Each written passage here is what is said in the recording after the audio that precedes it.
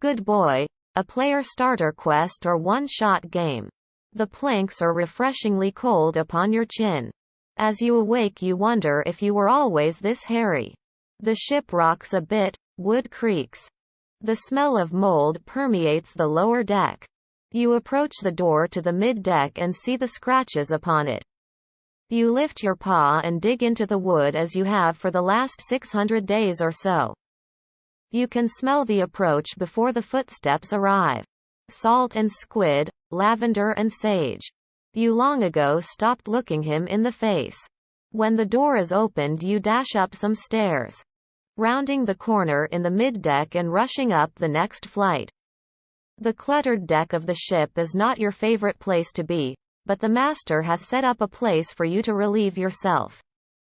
A mat of living grass, a pile of broken timbers and rope. The spot you've marked as your own. Much like the face of Master, you attempt to not look at the open sky. No longer do you see blue skies, or the black starlight nights. A gray mist swirls around the ship. The sloshing of water is but a distant memory now. Who's a good boy? The garbled bubbling words of the master boom across the deck as he approaches. Not knowing if you will get kicks or treats you growl at his boots. He steps forth into your pen. You release a barrage of barks declaring this crevasse of clutter your own. His mere thoughts push you back and force you face up to see him. The four tentacles around his mouth posture out menacingly. Who's a good boy? He asks, attempting to replicate human speech. The hunger and frustration fuel your intent. You lock eyes with the master and push back. For the first time, he slides back. Not by a step of his own. A bit more startled about it than you, the master laughs out in a boisterous manner. He drops a large smoked fish down on your grass, then squeals, "Yay, you're the good boy." Good boy. The smoked fish was salty. It appears a wall of a wave is off to the side of the ship.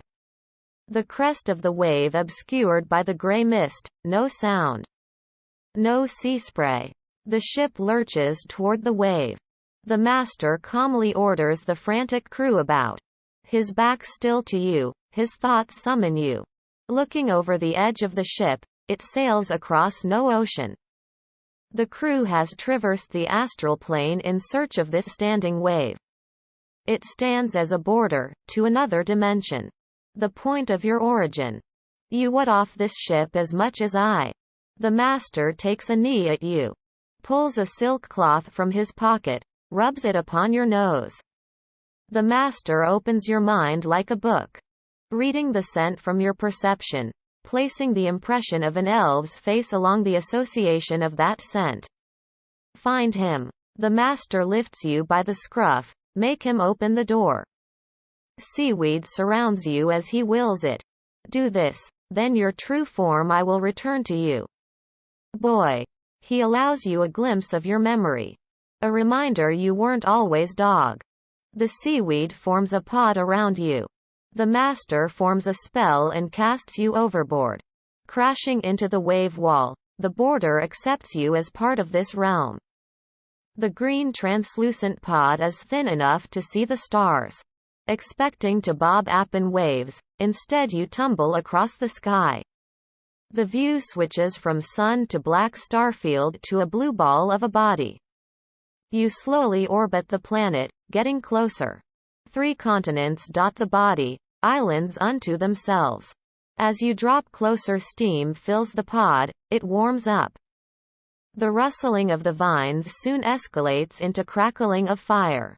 You experience re-entry. A falling star, the good boy. The pod explodes in air as the mind flayer's spell unfurls. You fall like a feather with fairy-like fires guiding you to safe ground. Your forelegs twinge as you struggle to steady your land legs. Finn.